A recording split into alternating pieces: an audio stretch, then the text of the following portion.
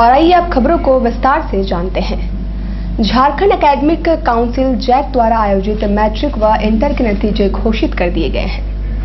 Science की तुलना में कॉमर्स में ज्यादा प्रतिशत छात्र उत्तीर्ण हुए हैं। झारखंड एकेडमिक काउंसिल जैक के मैट्रिक व इंटर परीक्षा परिणाम शुक्रवार को घोषित हुए। सीबीएसई 12वीं का परिणाम 21 मई को घोषित होगा।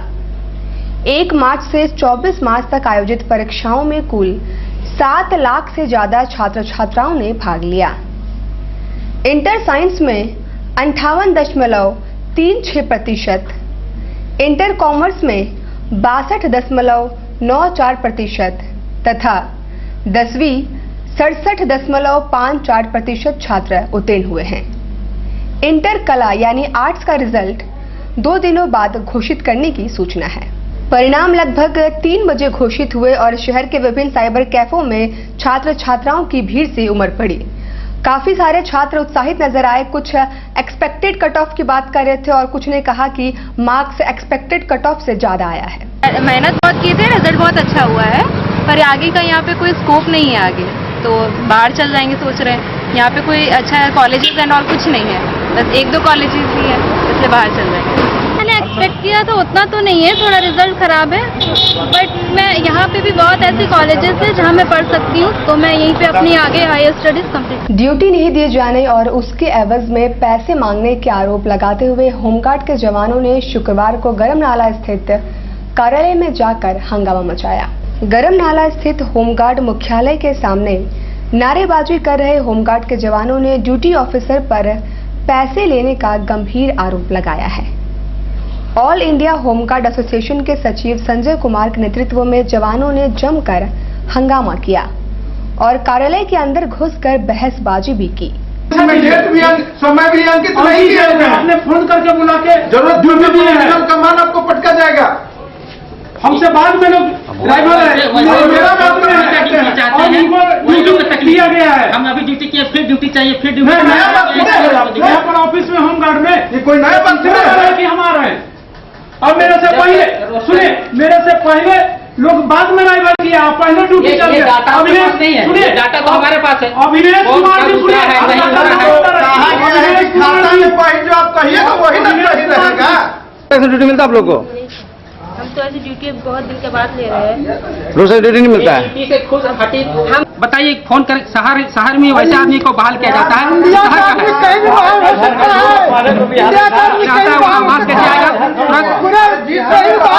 नहीं है, बड़महल तक का तो डीएसपी साहब के यहाँ मिलने के लिए गए हैं। दूसरी नंबर बात है कि रोस्टर और नियम कानून को तो ताक पर रख के चलते हैं। कौन है आप लोग? हम गिरिरक्षक हैं। क्या दिक्कत हो रहा है आप लोगों को? दिक्कत ड्यूटी के मामला में दिक्कत होती है। इनसे ऑल इंडिया होमगार्ड एसोसिएशन का मैं उपाध्यक्ष हूँ। मेरा नाम संजय कुमार सिंह हुआ। ड्यूटी के लिए पैसा मांगा जाता है, जो व्यक्ति पैसा नहीं देते हैं उसको ड्यूटी के लिए प्रताड़ित करके लेफ्ट राइट कराया जाता है दरवाजा का, ये होमगार्ड कार्यालय का। और जो पैसा देता है आज क्लोज होता है, 10 दिन के बाद उसको प्रतिनियुक्ति दे दी जाती है। फोन से बुला करके उसको कितने ऐसे जवान हैं, कितने का मैं नाम लूं, कितने से मैं दुश्मनी लूं। कितना पैसा मांगा जाता है आप लोग से? 2000 रुपया से लेकर 5000 रुपया तक और 12 गोरा को 15000 रुपया तक पैसा लिया जाता है। तो पैसा कौन लेते हैं? डिप्टी अफसर लेते हैं। क्या नाम है उनका? राजेश गंजू नाम है उनका। ये गलत बात है, पैसा नहीं लेते हैं हम ड्यूटी के लिए। अभी क्या है कि रोस्टर के हिसाब से जो ड्यूटी देते हैं, तो सभी गिररक्षक को ड्यूटी देना संभव नहीं है। इस जिला में 1407 प्रभावित बल हैं और पोस्ट करीब 600-700 के करीब होगा पोस्ट, तो सभी को रोटेशन वाइज ड्यूटी देना है। रोस्टर के हिसाब से ड्यूटी दे रहे हैं आप? हाँ, रोस्टर के हिसाब से ड्यूटी दे रहे हैं।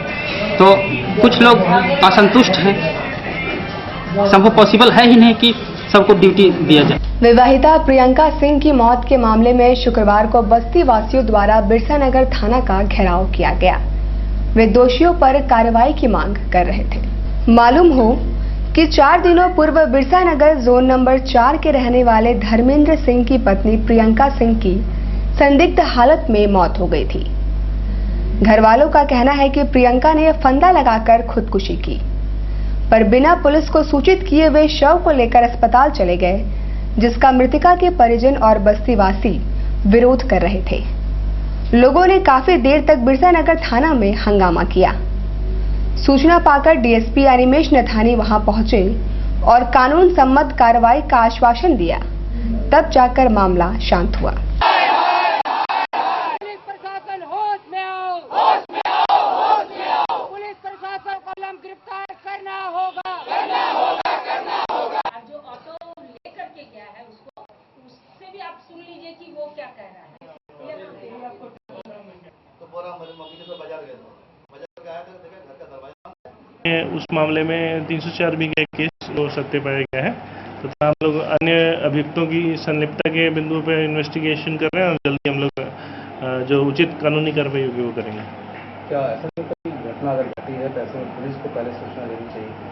जी, ये बिंदु उठ के आया है कि जिस तरह की कोई भी घटना होती है तुरंत सबसे पहले पुलिस को सूचना देनी चाहिए थी, जो कि इस मामले में नहीं दी गई और खुद से बॉडी को उतार कर हॉस्पिटल ले जाया गया।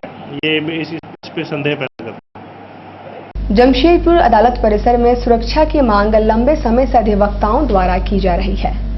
एक युवक की जेब से 2 जीवित कारतूस बरामद होने के बाद सुरक्षा व्यवस्था की पोल खुल गई है। अधिवक्ताओं द्वारा हाल ही में हुई कुछ घटनाओं के मद्देनजर अदालत परिसर में सुरक्षा व्यवस्था पुख्ता करने की मांग प्रशासन से कई बार की गई है। शुक्रवार को दीपक सिंह सरदार नामक एक युवक पर शक होने पर पुलिस ने उसकी जेब की तलाशी ली तो 2 जीवित कारतूस बरामद हुई। युवक मानगो का रहने वाला है और उसका आपराधिक रिकॉर्ड रहा है। युवक का कहना है कि कारतूस उसे किसी को देना था, इसलिए कोर्ट परिसर आया था, पर वो किसकी बुलाहट पर गोली लेकर आया था, ये जांच का विषय है। जिसका गोली था उसका कौन दोस्त है, क्या नाम है उसका? काशीराम प्रामाणिक। कहाँ बुलाया था? फोटो बुलाया था। बाबा कुछ नहीं, चेक इन के दौरान गोली 2 को मिला और क्या हुआ है? मतलब कहाँ पे मिला है? बस यहीं पर ही पोस्ट पर। अच्छा, कैसे सूचना कैसे मिला कि? कोई सूचना नहीं, मैंने चेक इन के दौरान चेकिंग कर रहे थे तो उसमें 2 गोली पाए। और शहर का मौसम खुशनुमा है और राहत की बात यह है कि अभी 3 दिनों तक हवा चलेगी, बादल छाए रहेंगे और छिटपुट बारिश भी हो सकती है। भीषण गर्मी झेल रहे लोगों के लिए राहत की खबर ये है कि आंध्र प्रदेश में साइक्लोनिक थंडर की वजह से अभी कम से कम 3 दिनों तक शहर में आकाश में बादल छाए रहेंगे। बारिश भी होने की संभावना है और तापमान भी कम रहेगा। यदि मौसम विभाग की माने तो आंध्र प्रदेश में आए साइक्लोनिक स्टॉर्म की वजह से चक्रवाती हवा चलेगी और सामान्य से तापमान में 3 से 4 डिग्री कमी आएगी। मौसम विभाग के अमित कुमार ने बताया कि आने वाले 3 दिनों तक आकाश में बादल छाए रहेंगे और कहीं कहीं छिटपुट बारिश भी हो सकती है। जो आसमान में बादल छाए हुए हैं उनका कारण जो है वो साइक्लोनिक स्टॉर्म राउनू है, जो कि राउनू एक मालदीवियन वर्ड है और ये साइक्लोन अभी 60 किलोमीटर जो है साउथ ईस्ट ऑफ विशाखापट्टनम है। तो अभी जो आने वाले अगले 2 दिनों में ये नॉर्थ ईस्ट मूव करेगा और बांग्लादेश की तरफ जाएगा। तो जैसे जैसे ये उड़ीसा बॉर्डर और बंगाल के बॉर्डर को क्रॉस करेगा, तटवर्ती इलाकों को क्रॉस करेगा, उसी कारण से झारखंड के अधिकतर हिस्सों में बादल छाए रहेंगे और बारिश होने की अगले 2 दिनों में हल्की